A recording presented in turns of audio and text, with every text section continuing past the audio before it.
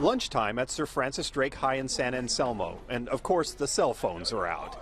But that doesn't mean they're never out during class as well. And you can always tell because they're like looking under like the desk and like there's a little bright light on their face. Students texting and using social media in class has become a huge problem for most schools. That's why this new group of kids in Raquel Nelson's history class are starting the day picking out their spaces in a parking lot. Make sure that the paper is filled out and that you put your phone with it. It's a parking lot for phones. Before they get started, everyone has to leave their smartphones in these pouches for the remainder of class. It's actually an idea that came from Mom and Dad. We had a group of parents that donated a bunch of cell phone parking lots to us, and any teacher who wanted one could have one.